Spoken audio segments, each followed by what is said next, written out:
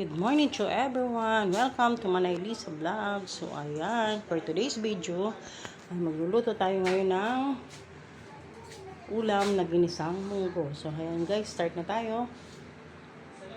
Una muna natin gagawin ay magigisa tayo ng ating aromatic ingredient.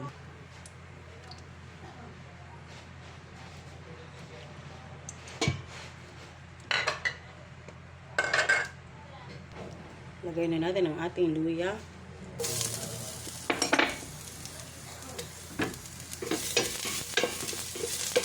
Mix.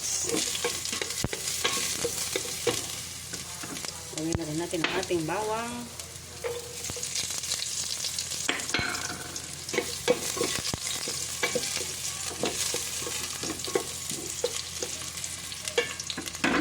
Sibuyas.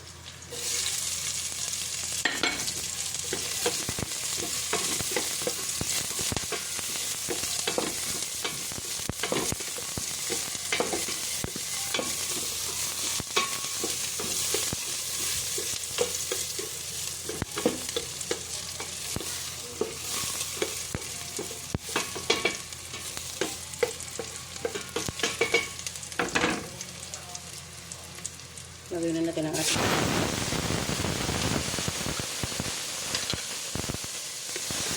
again.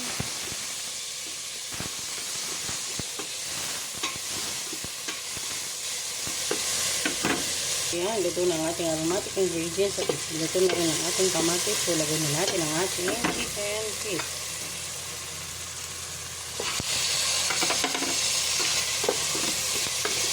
Ayan mga kamami, instead na pork ang ating ilalagay,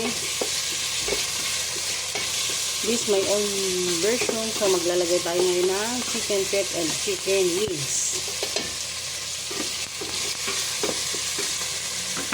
Next natin lalagay ang ating chicken wings.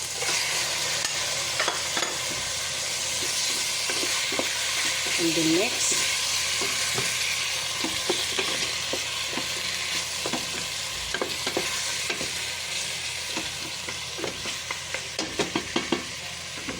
kayaan natin ito ay mag-light brown. Tayo ng kaunting olive oil.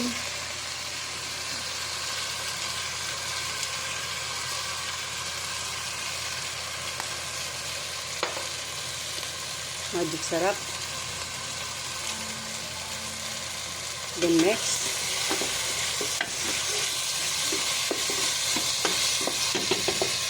ilagay din tayo ng kaunting pamintang durog.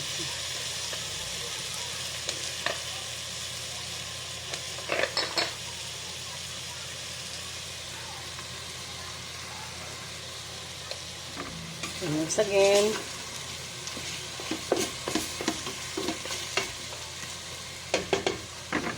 kamams, dahil nag-light brown na ang ating chicken feet na ating chicken wings. So, lagay na natin ang ating munggo.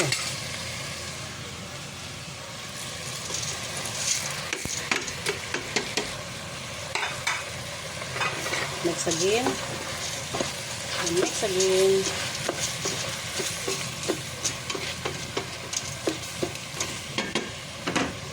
Maglagay na din tayo ng 3 glass of hot water.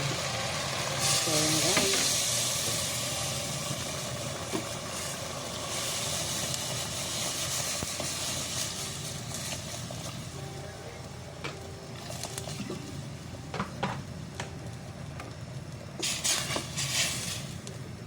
And mix.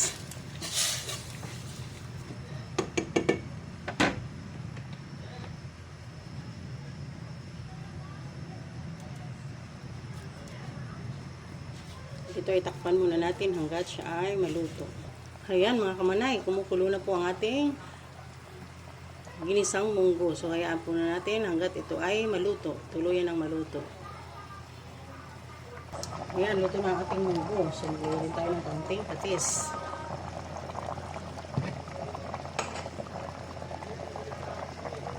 Tuluyan na naluto ang ating munggo. So pwede natin ilagay ang ating bell pepper.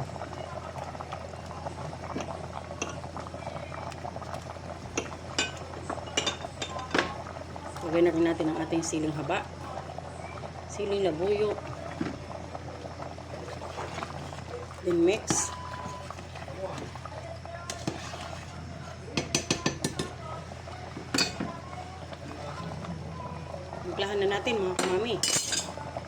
Lagay tayo ng kaunting asin.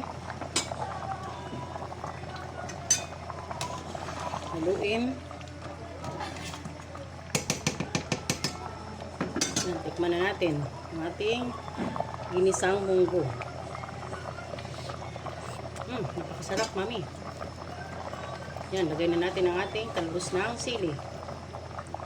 Mga kamami, instead na ang palaya ang ilagay, o trinay kong ilagay ang talbos ng sili. Yan. Ayan, mga kamami, luto na ang ating ginisang munggo. So tara, kain na tayo mga kamami. Tikman na natin.